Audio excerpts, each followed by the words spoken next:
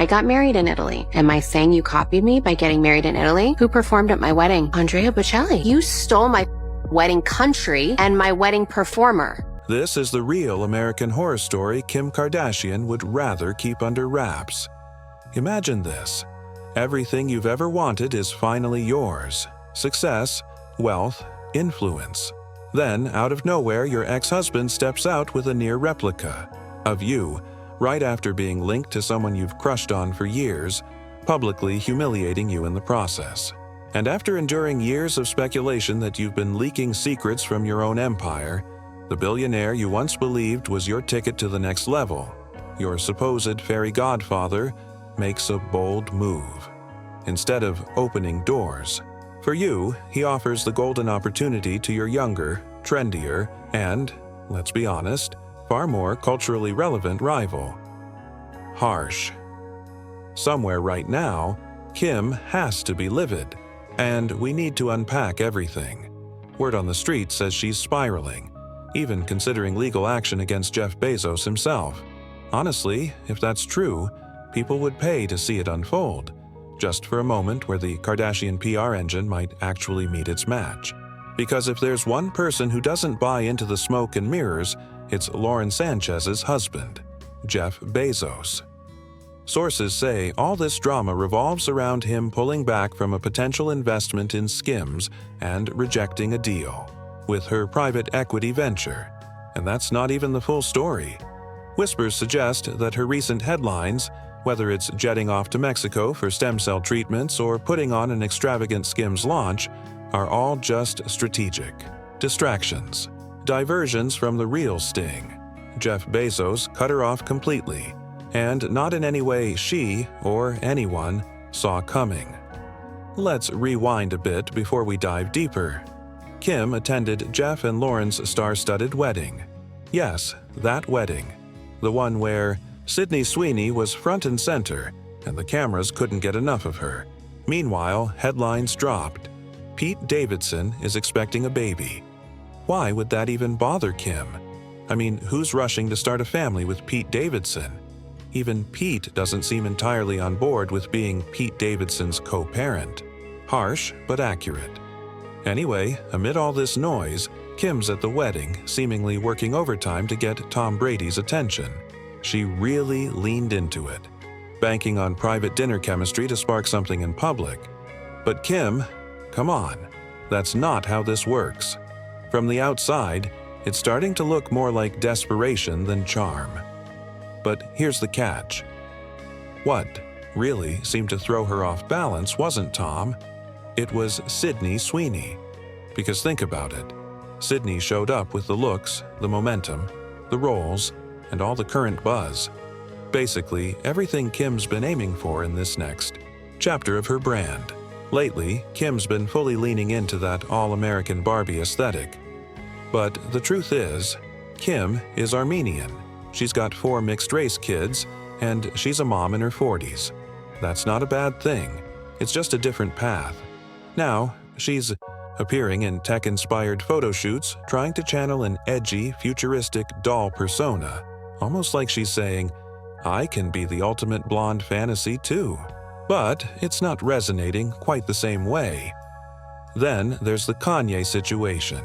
Sure, he's constantly dropping new tracks about his mysterious muse, but no matter what that is, it doesn't erase their shared history or the emotional weight. It carries. That connection will always linger. Meanwhile, Sydney Sweeney, whether she aimed for it or not, has essentially become Hollywood's latest it girl. She's younger, check. Hotter? Many seem to think so. Her look is natural.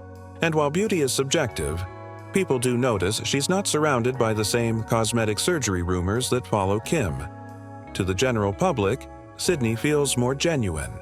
And being nearly half Kim's age, the comparisons don't land lightly. The outside, it might seem like Kim should be unraveling over all this. But insiders suggest it's more complex than envy. According to sources digging into the matter, there are layers that could completely shift the story. Word is, Kim's been trying to secure Jeff Bezos' backing for 2 to 3 years now. Ever since the Pete Davidson era. When she launched her private equity firm, insiders claim she had her sights set on a major investment from Bezos. And for a while, Jeff, Lauren, and Kim were frequently seen together, often enough that people behind the scenes started jokingly referring to them as a throuple. Whatever was really happening, their interactions felt unusually close. Some speculated there might be a romantic angle involved, but the latest reports suggest something even more unexpected. At the end of the day, Kim's still a Kardashian, meaning, if the opportunity looks big enough, she's going after it. And let's be honest, she's made riskier moves for less. If Lauren had truly wanted Kim in Jeff's inner circle, Kim would have been there. Family connections aside, we all know Kim has never hesitated to distance herself from people if it means advancing her goals. One consistent trait about Kim is her preference for a flawlessly curated, surgically enhanced appearance. And just as strong is her attraction to serious wealth. That combination is exactly why this Bezos situation has become such a topic of conversation, and why it seems like more than just a missed business opportunity. Jeff and Kim were reportedly getting very close enough that he began asking detailed questions about Skims, her brand, and what she planned next. Around this period, insiders claim Kim began losing patience with Emma Grede. Not because Emma lacks talent, she's clearly gifted, but because Emma expects recognition for her work. And the truth is, Emma isn't just good, she's excellent. She's the face behind Good American and has played a major role in Skims' success. But that recognition? Kim believed it should be hers alone. The word behind the scenes is that Kim grew increasingly frustrated watching Emma receive credit and praise, especially when it came to the building of Skims. Yet anyone observing closely knows Kim didn't build the brand on her own. Emma's influence is significant. Still, Kim has rarely been someone to openly share the spotlight. So what did she do? She doubled down, dialed up her trademark Kardashian finesse, and drew closer to Jeff Bezos. There were repeated meetings, private conversations, subtle positioning, the full strategy.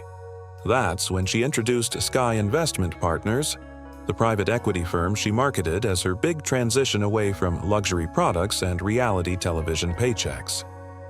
To Kim, this was her entrance into serious billionaire territory. The goal? To be close enough to Bezos that he'd invest heavily. Rumor has it she aimed for a $1 billion commitment into her firm. She was already making the media rounds, discussing generational wealth as though the deal was done. In her eyes, this was the next step in building a legacy. But as we now know, things didn't unfold the way she had hoped. Remember when Kim was boasting to Kanye about securing major money? People were skeptical, wondering, wait, what actually changed? The only noticeable shift was her sudden insider access to Jeff Bezos. Imagine this: you're doing everything to feel like you're still on top, or at least trying to convince yourself of it. Your ex-husband, who you can't even tolerate, ended your last serious relationship. Yes, Pete Davidson. And to be fair, it did seem like she truly had feelings for Pete. Then that same ex marries someone who looks strikingly similar to you. At the same time, the fashion industry, the one that used to praise your every look, is now criticizing your style choices. That might not matter to everyone, but for Kim, who's deeply invested in fashion, it was a significant hit. And just when all of that is spiraling, a billionaire suddenly starts showing interest. Not just any billionaire, Jeff Bezos. He's asking about your business, your strategy, your next steps. And now you're thinking, this is it. This is the move that changes everything. You've always used relationships to open doors, gain influence, and this time, the ambition was even greater than fame. This was about securing the kind of wealth that brings real power, the kind that puts you above the headlines. With a $1 billion investment, you could finally eclipse Kanye, who, let's face it, is no longer a billionaire, and take the top spot. This wasn't just about business strategy. It was about coming out on top. So Kim begins sharing insights with Jeff, details about her brands, her vision, believing she's orchestrating the ultimate Kardashian-level play. She had already established her private equity firm and could practically see the numbers forming. In her mind, a billion-dollar investment wasn't just a win. It was a springboard. $1 billion could easily turn into 10, maybe even 20 or 30 billion over the next few years. The numbers looked promising, and Kim was feeling confident. Her attitude was basically, laugh at my outfits all you want. I'm out here building generational wealth. But then reality set in. She realized not everyone operates like her ex-husband. Say what you will about Kanye, but he was completely devoted to her. He gave her access, support, and opportunities most people wouldn't even dream of. In many ways, he allowed the Kardashians to benefit from his success without much resistance. Over time, Kim and the rest of the family started to believe that was the norm, that others could be influenced the same way. Her misstep? Assuming Jeff Bezos could be approached with that same strategy. This is a man who didn't stumble into wealth. He built one of the most powerful companies in the world. Whether he's ranked 1st or 10th on the global wealth list is irrelevant. He's in the elite tier.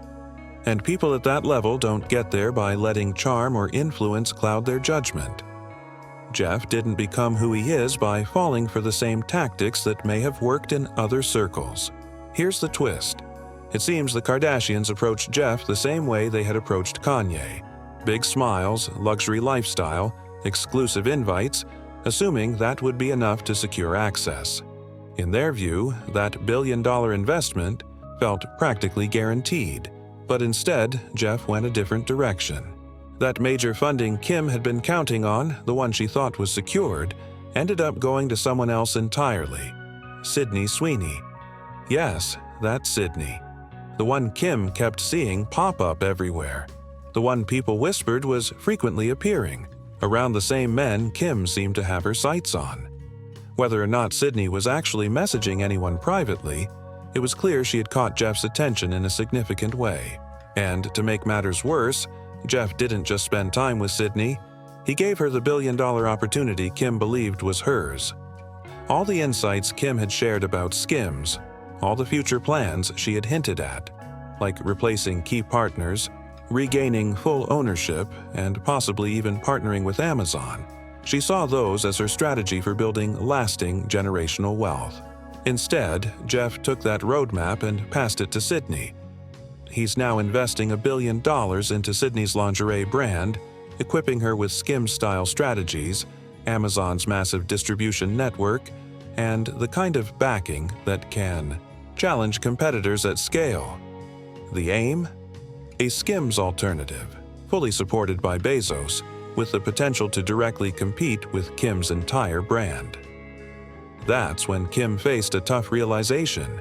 You can't play that kind of game with someone, like Jeff Bezos, but it didn't stop there. Around the time Kim saw that the billion-dollar investment wasn't coming her way, her status on the Sky Capital Partners website was quietly changed. She went from being listed in an active leadership role to appearing only as the founder. In other words, she's no longer managing the firm, and that private equity dream seems to be over. Her next business move? Putting her own money into a hot sauce brand. From aiming for multi-billion-dollar partnerships to selling condiments, that's a big shift, and really, believing you could outmaneuver someone known for being so precise he was once sued over scheduling his driver's bathroom breaks? That's a serious misjudgment. This, right here, is the real American horror story. This is the chapter Kim would probably prefer you never hear about. In the end, it served as a harsh reminder. Not everyone is Kanye. Not everyone will hand over access, ignore warning signs, and let you play by your own rules. Now, maybe Jeff simply chose to walk away. Or maybe there's more to the story. We can't say for sure. Perhaps Kim didn't really need the money since she's already achieved billionaire status. But something suggests she really wanted that backing from Bezos. And losing it to Sweeney? That likely wasn't easy to accept. So, what's your take? Did Kim get outmaneuvered, Or was this just a business decision? Let us know your thoughts in the comments. And if you enjoy digging into the real stories behind the headlines, don't forget to subscribe, like, comment, share, and I'll catch you in the next one.